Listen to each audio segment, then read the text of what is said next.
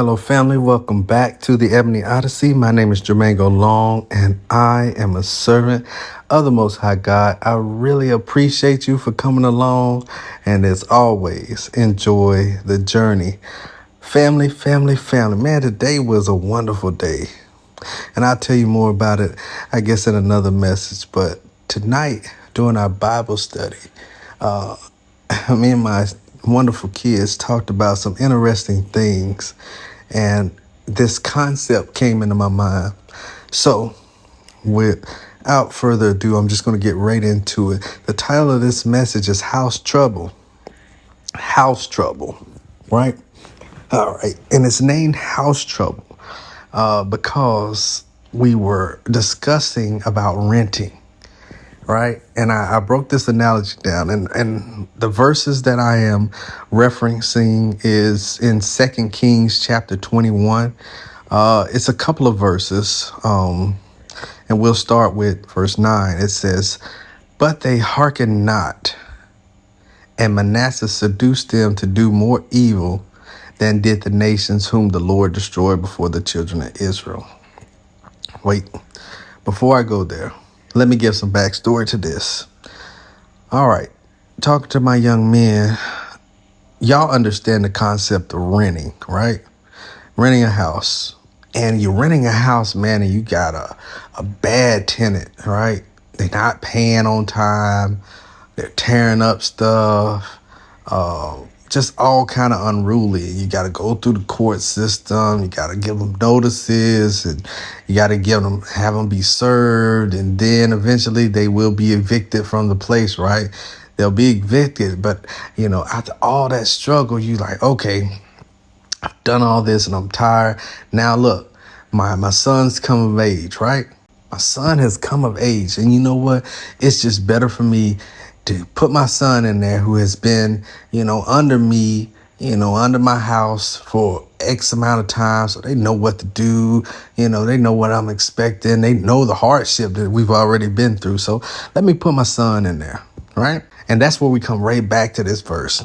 It says in 9, "But they hearken not, and Manasseh seduced them to do more evil than did the nations whom the Lord destroyed before the children of Israel." And we learn about Manasseh because guess what? It's his reign, how he has come into power. What was the children of Israel supposed to do? They were supposed to wipe out the people in the land because they were committing wickedness, right? But Manasseh, he did more evil than those nations. So how is God's people more wicked than the nations that, he was having us remove, having us destroy, right? So that's like now I'm putting my son in this house that we've spent so much money and time trying to get to a certain standard, and he's destroying the house worse than the renters that was in there. How is this happening, right? You doing worse than the renters that I had in there. I could have left them in there if I wanted to tear up my property, if I didn't want to have my property taxes paid, if I didn't want to have anything maintenance, anything service, if I wanted to let it completely run down, I could have left them in there, right? And it goes on to say, now we skip down to 14. And it says, "And I will forsake the remnant of mine inheritance." Man, guess what? I ain't dealing with no more of my kids. That's what they're saying. I will forsake the remnant of my inheritance. That's what God is saying to the children of Israel when Manasseh has done worse. So guess what, guys? We're in this position now where we're doing worse. And I'm sorry about the plane noise, but we're doing worse than the people that was before us. Than the people who were doing evil before us. We're doing worse. And it goes on to say, "And deliver them into the hands of their enemies." Now, y'all getting out, right? This is how wealth is lost. Y'all won't do what y'all are supposed to do. Y'all won't maintain. So I'm going to forsake the inheritance of my children. Y'all getting out. Get out. Go on.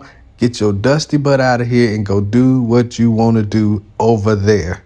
Delivering you in the hands of unjust landlords, right? Banks who are giving you high interest rate loans, right? Now you're in the hands of these people. They are not your friends. They are taking advantage of you and giving you less than what you would have had we been doing this together. As a father, I'll be lenient on you sometimes. If you don't have enough, I'll extend the days. If you're late, I won't charge you the fee or give you penalties. But instead of honoring me and doing what was right by the family, you have forsaken us, right? So I've put you out. You doing your own thing now. And what are you going to become? You will become prey, and they shall become prey. That's 14 continue. And they shall become prey and spoil to all their enemies. People are going to prey on you because you didn't honor who?